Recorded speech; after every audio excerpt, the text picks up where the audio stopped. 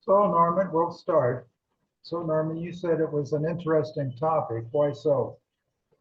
Well, first thing is the topic has the same name as the European satellite that has uh, uh, re- gotten so much data out of the Milky Way and just now has been disabled.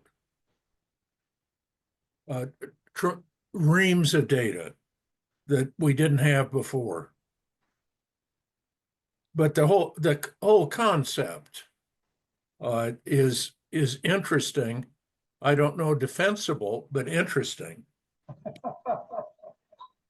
Well, we do suspect a lot of interaction.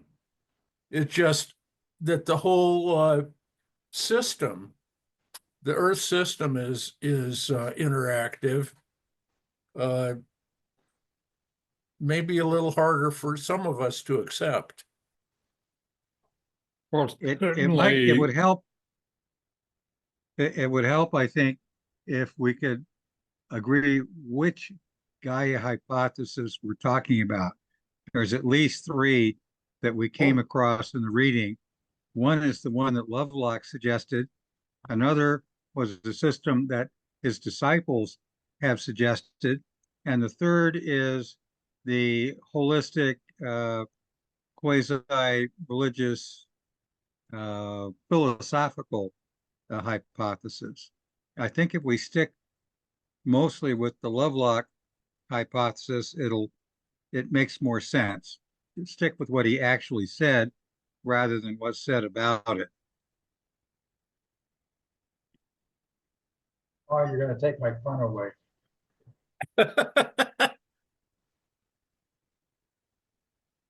So be it. Richard, what were you going to say? I was going to say, one of the things that I look at is still, Occam's razor. What is the simplest explanation for all of this? And for me, the simplest explanation is still kind of the co-evolution of the variety of species uh, for the environment rather than, uh, some kind of external agent bringing it to some imagined order. But Lovelock is suggesting more than animate object, more than animal life, biological life. There's more to it than that. That the complete ecosystem is interdependent. But I still don't understand how rocks evolved to kind of make microorganisms work. The rocks are just doing what the rocks do. The microorganisms are just doing what the microorganisms do. And with the microorganisms, then the microorganisms are evolving to fit the ecological niche in which they occupy and interact with other organisms and change to do a better job over time. If we So could look anyway, at, I still don't see why some external intelligence is needed. he's not suggesting that. I Richard, don't read. I that's don't the read same it. philosophy as worshiping a sun god. Yeah. James, go I ahead. don't. I don't read anything in what Lovelock actually said that suggests there's an entity exterior to or superior than the biosphere, with all the rocks and the bugs and the humans. That he doesn't suggest that I can see anything like that. He's more talking about a mosaic. A mosaic is made up of a lot of little rocks and pebbles, and individually they don't say anything. But if you let some Romans spend a few days with those rocks and pebbles, they will create a mosaic, which are all hanging together and depend on each other to demonstrate. Sure, they're That's all I co-evolving. think you're saying. I certainly agree with the view of the joint coevolution. I think the question that we have here is that I think everyone agrees in a joint coevolution in something that depends on each other, but it's whether there's a level of consciousness, which that's the Right. Gaia theory, is whether it has developed consciousness. How you Lovelock test never for that. suggests consciousness, never uses the word in anything he ever wrote. No. It's he talking about an interconnected system, period. Now, the philosophers and the religiously oriented have added this consciousness bit to the Lovelock's hypothesis, but he never put it there.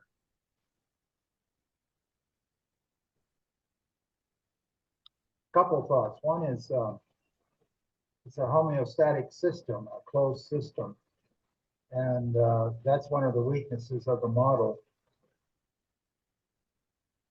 And the second point is the use. Well, there's a couple other points. The use of this model as a determinant for social structure and philosophical structure. But it's been kind of stolen and placed into it. I found it very fascinating, the analogies that this whole idea of the organism, the superorganism, is used as a rationale for dictatorship and fascism. Just blew me away. I Yeah. didn't realize that. It's you can take anything, however nice it is, and turn it into a murder weapon. I think that's what we learned from that. You The other take a leg of lamb out of the freezer, kill somebody with it, and then roast it up and have a nice lamb dinner. It's perfect.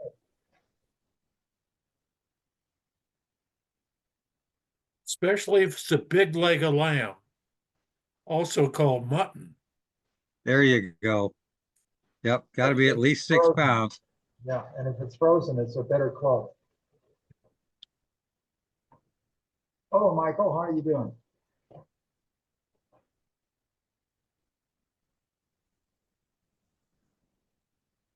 So one of the things that I have a problem with is this homeostatic, or there was another word for it that was self-generating, and I can't pronounce it, autopoietic or something,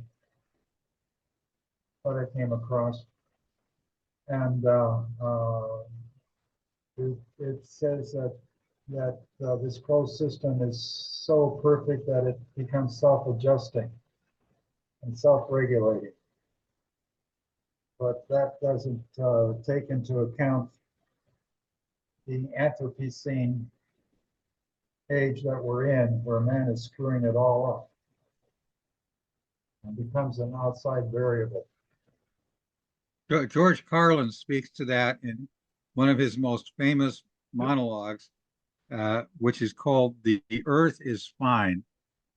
And if you Google that, George Carlin, "Earth is Fine," at YouTube, you'll get his 8-minute spiel, which is one of the best summaries of the Gaia hypothesis I've ever heard, and deals with the Anthropocene issue. And Lovelock does that in the video we were so graciously supplied with by Bob.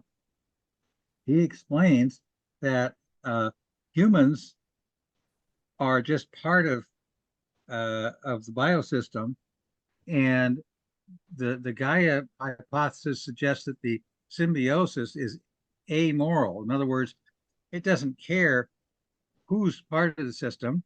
But if a part of the system is screwing it up, it will go extinct. And that's exactly what Lovelock predicts, that humans are screwing it up, we're going away. And that's exactly what George Carlin says, we're going away. It's wonderful. Yeah, we're just viruses in the system. Hmm? We are just viruses in the system. That's right. Especially males, unfortunately. I resent that, because if if you take all the males out of the world, you would still have war, hostility, violence, and all that. But believe me, as a criminal investigator for 4 years, I can assure you that women are just as capable of committing just as heinous a bunch of crimes as the guys. It's just we're bigger and we push them out of the way. But our ability to push females out of the way has diminished substantially. Oh yeah. Yeah. And things are getting in certain parts of the world a little more what's the word, fair. The women's are getting more opportunity to be violent, as they should, equal opportunity.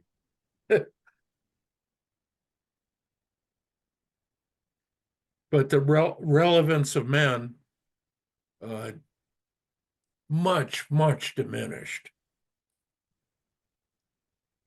Well, and the relevance of humans. I mean, one of the things that logically flows from Lovelock's concept is that humans and all sentient beings aren't really necessary for the system. So the odds are that, for example, the odds are that AI will eventually fuse all human knowledge. Humans become totally unnecessary and become much more damaging to the system than they are already, because they're all running around madly starving to death.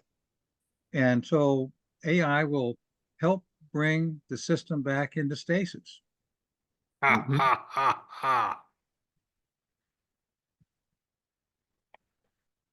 Well, There you go. Won't Trump do that? He's Bring the working his system in best. stasis? He's doing his best. Now that's good to give credit where credit is due. Trump is doing a magnificent job of speeding the process of returning our biosphere to normal.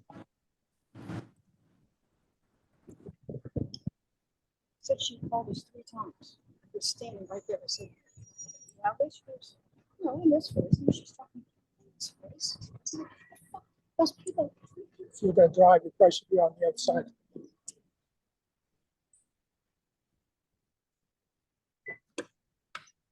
So what do you think about this concept of being seeded from outer space?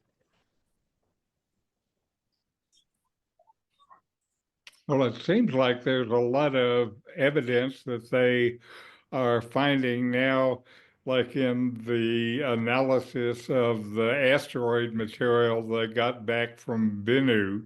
They found many complex hydrocarbons in outer space.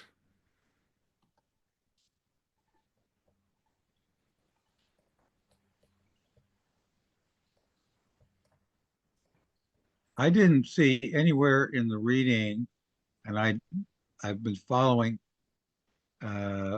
this hypothesis for a long time, but the reading seemed to me was very complete. I don't see anything in the reading that suggests that there is life elsewhere. Did you read it? Did you, any of you see anything suggesting that Lovestock suggests that there is life on any other? It wasn't that there was life elsewhere. It was that through the meteorites, the necessary elements were injected into Earth's atmosphere to allow for the creation of LCUUF, the last known common ancestor. to start the chain. It's as vast as the universe is, the idea that there wouldn't be life somewhere else. I think there, I mean, just statistically, there would have to be life somewhere else. Whether it's someplace that we could reach it or interact with it, I think is the question. If it's, you know, in another galaxy and there's life there, the chances of us ever being aware of that life are very low. But doesn't Light the year- Luca Light years doesn't- away are lifetimes away. Now, I'm not talking about intelligent life or life on other planets. I'm talking about the building blocks being sent Right. through the natural course of evolution, of starting the evolutionary cycle through injection of matter from other sources that predate the Earth. you're talking about the Luca hypothesis, which is very interesting, the building blocks of life on Earth. That has always made me think about the possibility that in other biospheres where life evolved, it evolved in such a different way with such different building blocks, we're never going to communicate with them because we won't know how. No, I mean, we won't even know they're there. rather than my point is that rather than it being a closed homeostatic system, that the kickstart came from not being a closed system. Yeah, that's the killer to the hypothesis. You're absolutely right. It's like the conservation of energy rule assumes it's a closed system. Well, the only closed system is the entire universe. Yeah. So, you know, this hypothesis almost postulates a steady state system. Not from an exterior standpoint, but from an interior standpoint, that it always creates balance. I have a problem with that hypothesis. Yeah. And also, what does it matter in the universe if one little teeny tiny infinitesimal speck of it is organized, if the rest of it isn't? Right? Oh, that's true.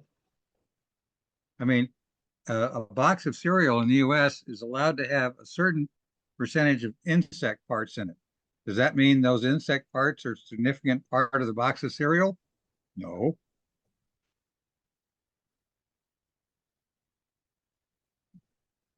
I was also struck, and this is part of the subject, but not part of the subject. I was also struck by all the references and nods to Teilhard de Chardin, the French Jesuit paleontologist.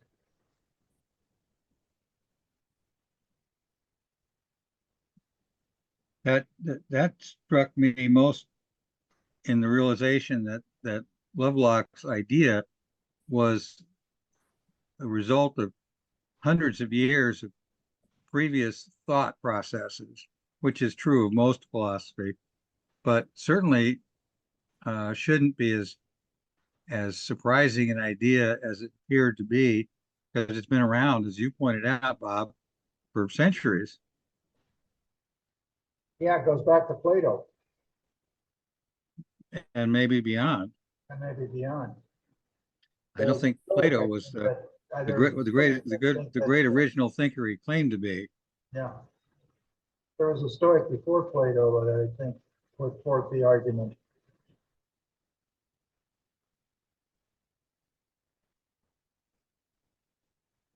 Yeah. Of course, Teilhard's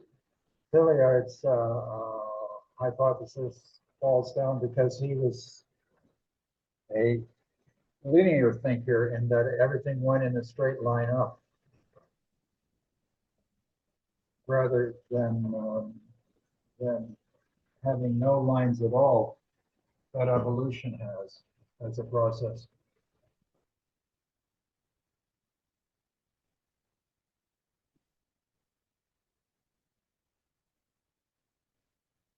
What else struck you about this thing that surprised you?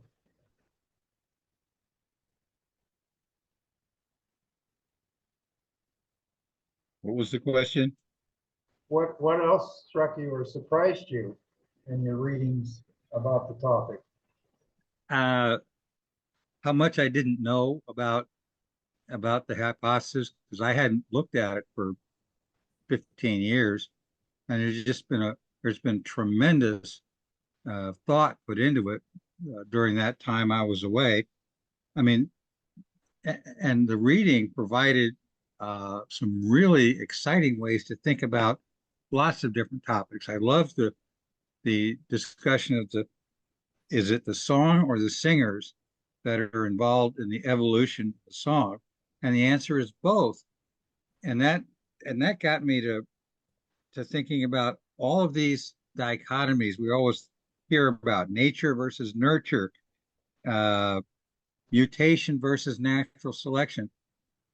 I think what we're seeing here, oh, and Dawkins, of course, his famous claim that it can't be it can't be an organism if it can't reproduce. Well, uh, that's just silly. Dawkins, of course, is a little silly. He's not stupid and silly. His ideas are good, but they're limited. He doesn't seem to want to accept the fact that there's a whole passel of ambiguity out there. And just throw one thing out to the Dawkins people is that our system is reproducing. We're sending humans out to places like the moon and Mars to change their ecosystems into Earth-like. That sounds a lot like reproduction to me. Comment? If you go to Mars, and create lakes and jungles and deserts and mountains, isn't that reproduction of Earth? Good point. Yes. Yeah, it's whenever I have a rule of thumb, whenever Dawkins is vehemently against something, I always analyze it a lot closer. If I'd rejected it already, also, if Dawkins says it's ridiculous, it's always good to take another look at it.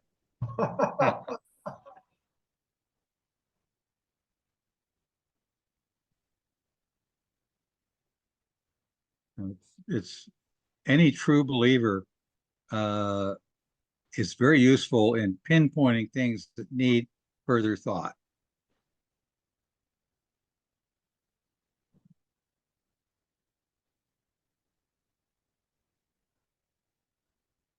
Well, we're all kind of quiet today. Well, I don't know about you guys, but it's the first decent real day of spring here, and we're almost into May already. Uh, it's and of course, everyone on this broadcast has been suffering through the indignities of watching it or listening or reading to some of the news, and that's debilitating. So that'll that'll that'll get somebody to clam up for sure. I remember years ago, Reverend Matt gave a sermon, and he spoke of a Unitarian minister who, realizing he only had 6 months to live, analyzed what he enjoyed in life and what didn't contribute to his enjoyment, and dropped any consumption of news. Especially in our current news, that has even more validity. Well, that's fine, but he obviously wasn't a masochist like some of us who have this urge to read the news. You're right, it is psychopathic, but hey. Yeah. What is happening in our homeland is not that good. Well, what's that great line from Blazing Saddles? Nietzsche says that order comes from chaos. Looks like we're in for a lot of order in a few years. So back to the Gaia hypotheses. How many of you really think that well, it's not really provable, but how many of you really think that it's a true statement? To me, it made a lot of sense that many things are interrelated. But coevolution to me explains a lot of that, because they're all evolving together to make use of the changing environment that they're in. Right, but that doesn't necessarily mean it's a system or an organism in the sense that we normally think of it. But you just take the human body and take a look at what goes on in your stomach, all of the all And of the the different billions of bacteria. cells. Yeah, what if I think there's a touch of self-fulfilling prophecy in what Lovelock says, which is there's life on Earth, therefore Earth must be actively keeping the conditions available for life. I mean, that's a non sequitur as far as I can see. Right. Me too. I know a number of people, and I think most of them are women, who believe in Gaia as a living organism. And I've always seen it, this may be a controversial statement, as a transference of the religious belief that they grew up with, which was patriarchal, and they had discomfort with the patriarchal religion. And so Gaia, as the female, was a transference for them. So I've always had difficulty with the idea of Gaia as a living organism because it seems to me as, I mean, it's another religion, basically, right? It's pretty much a religion. I don't know if it's provable or not. So if you have faith in it, that's fine. But if you don't have faith in it, I don't get excited about it, I guess. It doesn't draw me. Joyce, the transfer from male patriarchal to female is a brilliant observation. I don't see how anyone could consider it controversial. If it's all right with you, I'm going to adopt that in some of my comments here in Spain. It's just fabulous. Thank you. You're welcome. Glad to be assistance. But I've just thought about it a lot over the years because I do know a lot of women who are believers in the Gaia. And and I understand the need to believe in something. Particularly when we're going through this like we are right now as a society, you've got to think, please, there has to be some big parent in the sky who can save us. I understand the need for that. Haven't seen a lot of evidence of it. It's my perspective. So what's the difference between love of nature and defining the Earth as an intelligent organism? Is it love of nature or acceptance of nature? A little of both, I think. I hate to use the term, but the tree huggers. Bob, you're once again asking an extremely irritating question, which is what makes this group so much fun. Maybe can I make a suggestion that we not talk about nature as the object of this organism? That I think Lovelock didn't view it. Nature is part of his mosaic, if it were. It's the same as trying to understand, for example, or explain inheritable behaviors or physiology. You've got nature versus nurture, and I think the contrast that at least I'm trying to struggle with, of how could inanimate Richard? objects interact with animate objects, Hello? sentient objects, but we have the No same thing. habla español. You're unmuted, Richard. Go ahead, James. Do we, maybe we're thinking, if we could think about all of this symbiosis, this organism, as the same relationship that humans have between our environment and our culture. Our environment on the one hand and our cultures on the other. They both evolve together. Neither one of them is, you could consider the environment as the rocks and the culture as the living things. And if you look at it that way, it to me, it becomes more clear as to what Lovelock is talking about. It's not two people playing cards. It's two completely, or 1,000 completely separate things, some rocks, some not, that are all in the same room. They're all on the same billiard table being interacting together. That helps me get it. So you're not looking at stasis, you're looking at process. Looking at what? Process. Yes, exactly. No. Exactly. If you look at what Lovelock's saying is, yeah, the reason I brought the question up is because of Joyce's comments, where the need for religion raises its head, and this is a way to get out of that conundrum by creating the religion based on nature, such as Wiccans, animism, paganism, and that type of thing, or the New Age cults that come about. And they have a lot of followers, people like Watts and the Buddhist groups, just a whole plethora of thinkers that would be called liberal humanists have adopted this approach.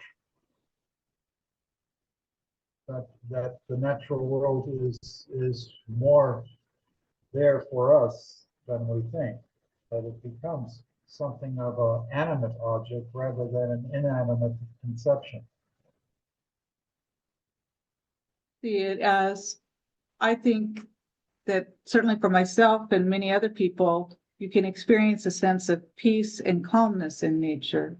Let's say, at the beach or walking along the lake at sunset, and that sense of peace and calmness can help you establish a sense of equilibrium in your life, which you can give that a religious connotation or not. So I can love being in nature, love the colors, love the beauty, the flowers that I very much love, of the feeling of calmness and peace that I feel walking at the beach. And I could say that that's a religious feeling, and many people do, that sense of calmness that it gives me, or I can just say that I, like being in nature because it makes my emotions more on an even keel, or that I just love the look of things, the color, or the sounds of waves. I think some of it is how we interpret it ourselves. well, when you get stung by the bee that came from the flower that you were admiring, that puts a damper on the afternoon, though, doesn't it?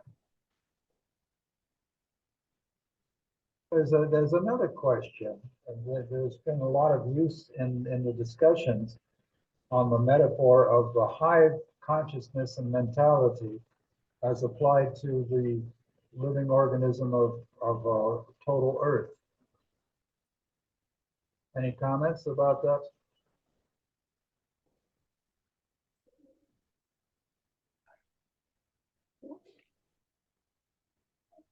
Okay, none. So I'll scratch that one off the list because you obviously don't think there's any connection between hive consciousness and Gaia consciousness. Bob, I think the reason you didn't get any hits on that is, at least for me, I'm having a hard time connecting the two concepts. I don't understand how a higher consciousness fits into the Gaia hypothesis. Can you explain that? Well, their metaphor that they were using is that just as there can be a group consciousness among insects and maybe even trees, there could be a group concept consciousness on the planet. The planet itself is conscious. Mhm. Well, So since a lot of people I know aren't conscious, I'm not sure how the Earth gets there. Well, we know that insects and plants do have some consciousness. Well, yeah. That's sure they need it to be able to survive. If you've ever watched a paramecium through a microscope, he keeps running into some wall and ends up changing the direction he's in. So without consciousness, he wouldn't notice there's the wall.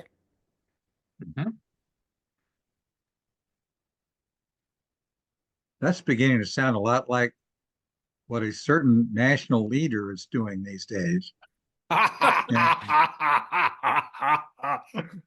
That's right, running into the wall. But again, carrying that analogy a little forward on the social end, that's exactly the argument they were using for fascism and Hitler took on that allowed for eugenics. Mhm. Well, eugenics were very popular before Hitler. Yes. It was Hitler's application of eugenics that has caused it to fall into disfavor. But acceptance of eugenics, I thought, was universal in even by the 30s.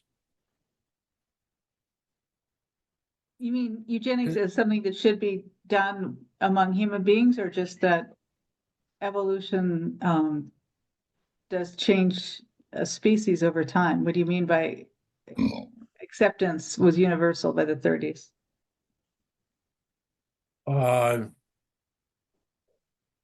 Even in the United States, we believe that some people were deficient and should not be allowed to reproduce. And indeed should be sterilized and their offspring also.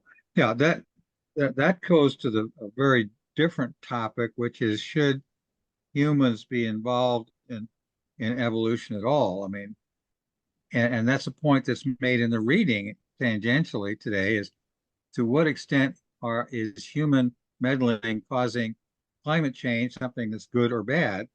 And and and and Lovelock concludes that this whole system is amoral, and so it's neither good nor bad. It's just bad. It's just messing with the system, and it's going to get back to an equilibrium, and there'll be some losses. Some of the species will disappear in the process.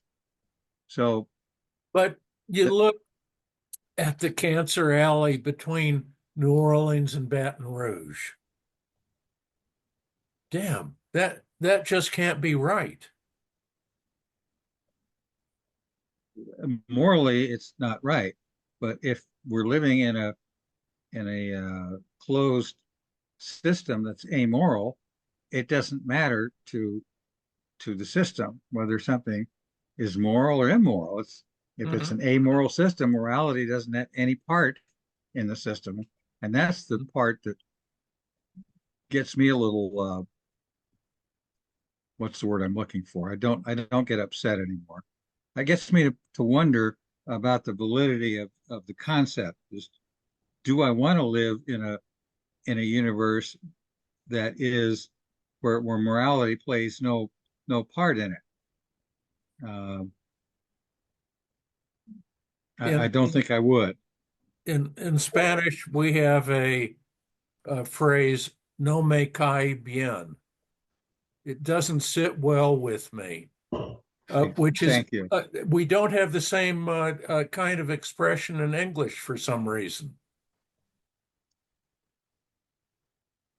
That's right. I guess Let me that's why ponder that. I wondered by what you said, Norman, about eugenics being universally accepted. I mean, I think it's universally acknowledged as a theory, but for many people, it's considered an immoral theory.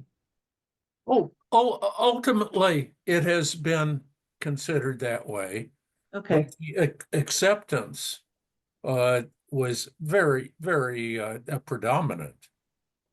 And we have Elon Musk now demonstrating eugenics by the size of his family. Inversely, but yes. Okay, Well, maybe, yeah. let me see if I can phrase this a different way. The system is immoral. It's a closed system. But with the founding of the Anthropocene age, man becomes a variable by his own volition and the fact that he has free will to insert destructive variables that may or may not be counteracted by nature itself and may or may not work towards man's own demise, depending on how he floats or she floats or they float the variables and changing them as the course of history goes on. But James has made an important differentiation between immoral and amoral. Right. That's why, as a thinker, And what we're talking about is amorality. yes, but man, in his infinite consciousness and wisdom, has put morality as a variable within the system. And we control partly the destiny of how the earth will be. The problem is that not all people recognize their role in the system. Well, of course, the system doesn't care less whether humans survive or not. That is, There's only Oh, 4 species that care whether we survive or not, us and the 3 body parasites that live only on humans. Other than that, nobody gives a shit. except that being very selfish and sentient, we tend to give a shit about ourselves. Right. That's what I said. 4 Yeah. species care whether humans go extinct or not. That's it. Everybody else is neutral or positively joyous if we went extinct. Ask any whale. Well, soon we'll be able to have the discussion with the dolphins.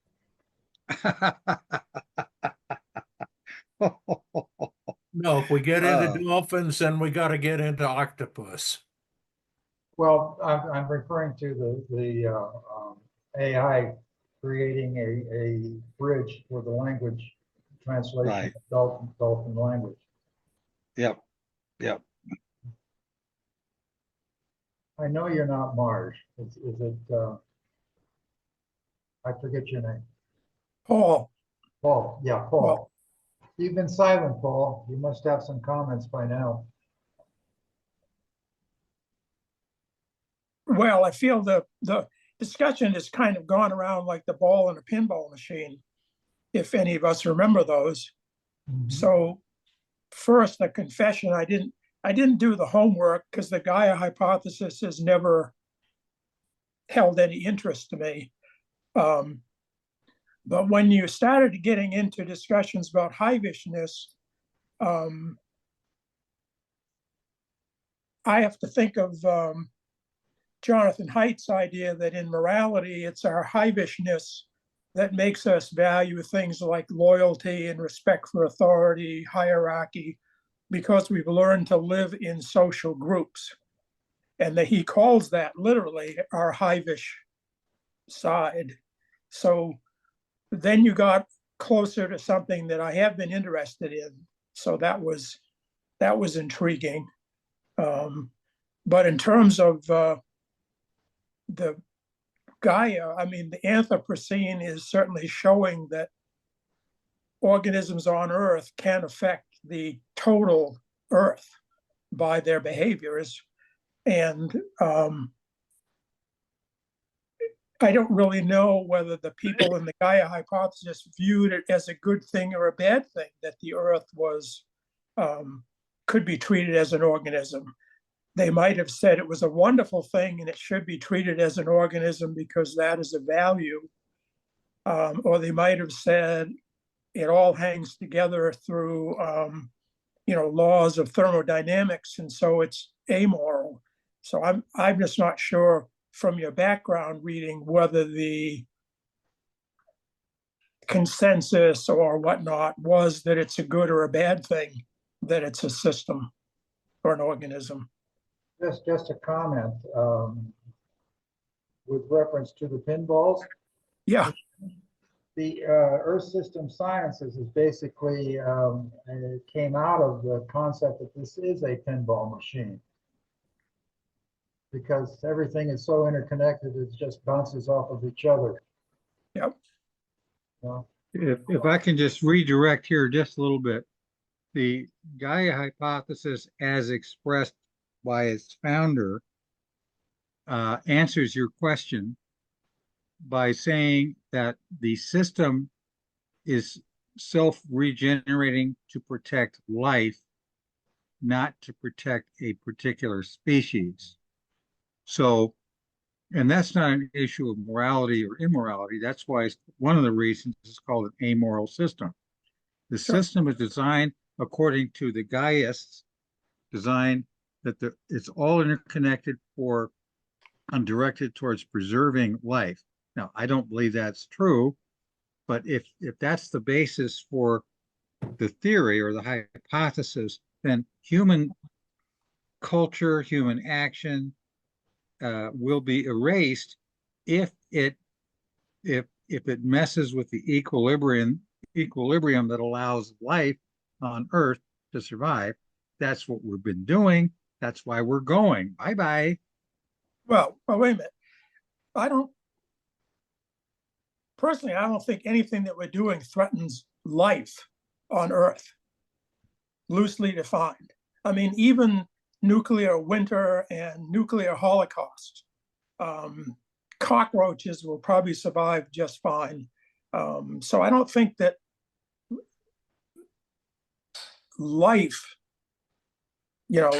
is threatened. Our species and several other related species may be, but obviously I could be wrong about that, but I don't think I think there's a little hidden us and themism involved in it. Because if it's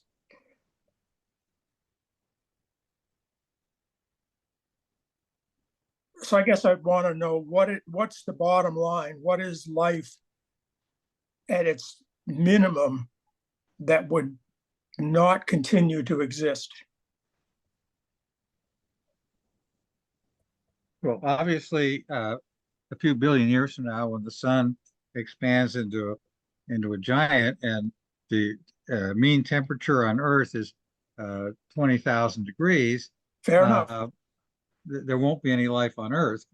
All the water will be boiled away, whatever. So it is possible for our beautiful little blue-green ball to become lifeless again. Certainly. Yep. And so we're just talking about the hypothesis. The Gaia hypothesis is that this organism is going to do everything it can to prevent life from being snuffed out. Now, it's not going to do very well against the sun, but we got a few billion years of this system going on. And I agree with you. It's the whole concept is not helpful in terms of what do we do, but it's an interesting explanation for me, at least, of a way to think about the problem. Sure. I really like the idea of, and I'd never thought of it, I like the idea of people going into outer space as basically spores. That's what we are. That's And, what we are. you know, I wonder if we got someplace where there already was intelligent life, they might regard those spores as an alien infection if they knew us. but Well, yes, thank you for classing humans in the category of intelligent life. So that's the beginning. There's another thing, if you look at it, that tests the hypothesis of balance and create recreation, and that's the so-called past extinction events, like the asteroid that hit the Yucatan and demolished most of the dinosaurs, allowing the mammals to come forth about 65 million years ago. Well, life lasted through all those extinction events, so it didn't mess up with life. Just the forms of life changed. Well, it's a rebalancing, which would prove the hypothesis. Yeah, the fact that some life forms survived all of these disasters fits perfectly with Lovelock's idea that the Earth will self-regulate itself no matter what you do it, except, of course, the sun expanding and enveloping the Earth. Can't do much about that, but his theory is that it's an actually active mechanism to keep life in general going. I find that difficult to grasp, but it's a fun framework, I think. Well, our hour is just about up. Any final thoughts from anybody?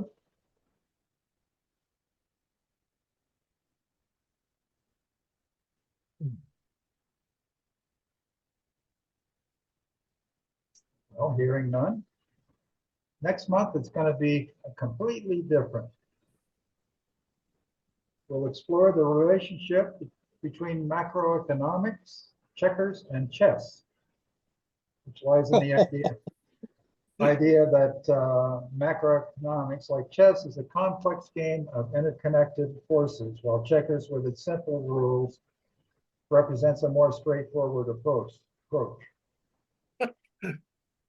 So we'll do this on a global basis and see where it leads us. I've just one suggestion. If you're going to talk about a global basis, let's include Go. That's right. That's right. Go is. It's more complex than chess. Yes, No, that's absolutely. Chess is a simple, static game, even though the pieces move. Go is much more fluid, even though the pieces don't move. Yes. And if we're going the other way, then we should put in tic-tac-toe also. Well, that'll get the extremes. There's a range. Adding tic-tac-toe and Go. Yeah. Anyway, thank you for joining the discussion. And we will see you next month. Yep. Thank you, Bob. Thank you, Bob, for making us all think. Can I have one other comment? Sure.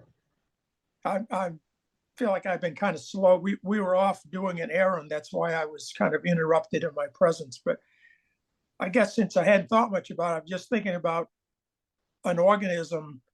Besides the one criteria might be that it reproduces, the other criteria might be that it heals itself. You know, that it seals punctures and continues more or less similarly. And one of the definitions of life is that it's irritable. So if it's an organization, it means you can irritate it. So we have an irritating, healing, procreating. Yeah, procreating, all wrapped into one. Yeah, and as we've gotten older, we've gotten better at the healing process than the reproductive process. That's a different question. Yes. Question. Okay. Adios, amigos. Adios, amigos. Adios. Thank you, Bob. Yep. Thanks a lot. Yes.